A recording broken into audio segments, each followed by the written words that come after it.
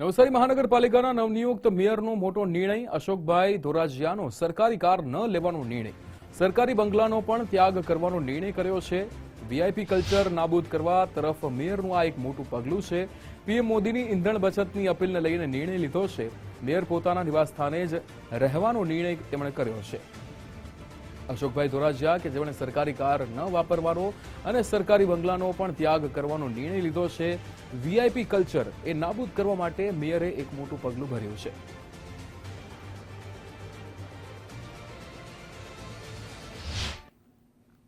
જ્યારે હું મેયર થઈને સામાન્ય સભામાંથી બહાર આવ્યો ત્યારે કમિશનર સાહેબે મારા માટે ઇનોવા ગાડી મુકાવી, પરંતુ મારું પોતાનું જ વાહન વાપરીશ અને મને મહાનગરની ઇનોવાની મેં ના બિલકુલ પાડી નથી. ક્યાંક પ્રોટોકોલની જરૂરિયાત હશે ત્યારે વાહનનો ઉપયોગ કરીશ, બાકી હું મારા પોતાના વાહનમાં આવીશ ને પોતાના વાહનમાં જઈશ એવો મેં અંગત નિર્ણય કર્યો છે.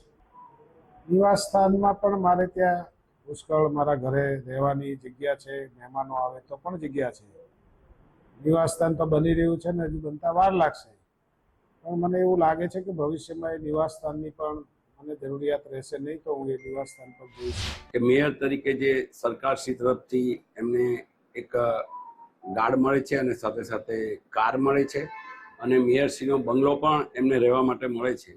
પરંતુ એમનો આ નિર્ણય આપણા વડાપ્રધાનશ્રીની જે હકલ છે અને એમની જે દરેક નાગરિકને રિક્વેસ્ટ છે કે આજે જે વૈશ્વિક ફ્લૂડ માટે એટલે ક્રૂડ ઓઇલની જે તકલીફ છે એના લીધે બધાએ મળીને કાયમ માટે આ કાર્ય કરવાનું છે.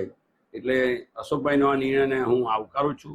આ જ રીતે આખા ભારત દેશના દરેક મેયર, દરેક અધિકારી અથવા તો દરેક રાજકીય પદાધિકારીઓ આ નિર્ણય લે તો મારા હિસાબે રોજનું લાખો લીટર પેટ્રોલ ડીઝલ આપણું બચી જાય.